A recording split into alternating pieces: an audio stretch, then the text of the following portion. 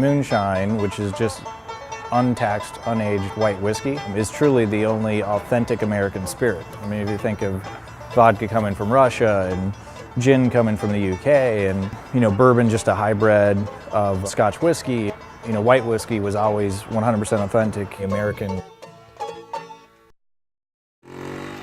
I raced motorcycles professionally till 2008.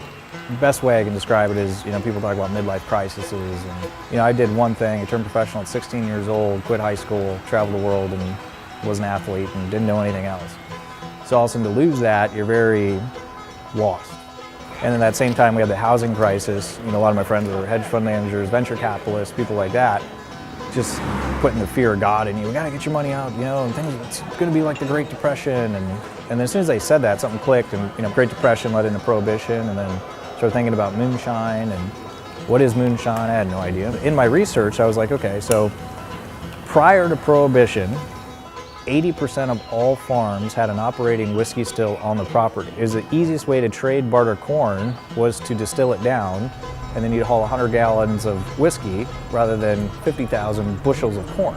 And then our founding father, George Washington, made moonshine at the White House. Now his still that he used is in the Smithsonian. So what happened is post-Prohibition, there were so many moonshiners out there making illegal white whiskey, they wanted to make sure you went to a liquor store to buy your whiskey. So they started doing advertising post-Prohibition until 1981 to make sure every time you see a mason jar you think it's 180 proof, you'll go blind, tastes like crap, made out of a car radiator, and all this. And it's literally one of the best advertising jobs ever. Tell me one thing, what's so wrong with drinking? What have you got against it?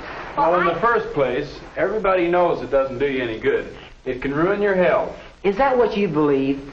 Do you believe that old scare stuff? Pooey. You have to legally say what proof it is on the jar, and no moonshiner worth his salt ever sold liquor over 100 proof, period. It's just so built in the American psyche, oh, moonshine, it's illegal, it's this and that. No, all it means is you don't pay taxes. Even if I wanted to sell liquor at 180 proof, by law I can, but nobody does because nobody would buy it.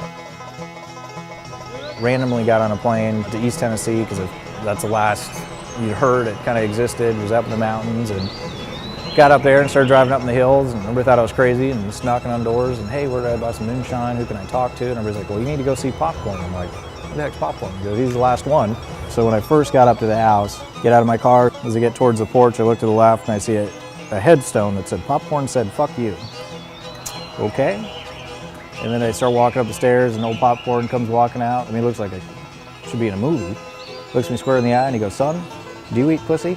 I said, yes, sir, I do. He goes, well, come on in. And then the relationship just kept kind of growing. And like I said, I finally looked at him. I said, man, Popcorn, I don't know what Jack or Jim look like, but fuck, you're real. And part of that was like, man, we can't let this tradition die in this piece of history. So him and I formed the company, and I guess here we are today. Once in a lifetime, can you do something real that'll be around in 200 years? Popcorn was truly the last guy making real unaged white whiskey for 3 generations. He'd always say, son, I don't make sipping whiskey, I make drinking whiskey. And to perfect that over 3 generations, so it's literally a 150-year-old brand.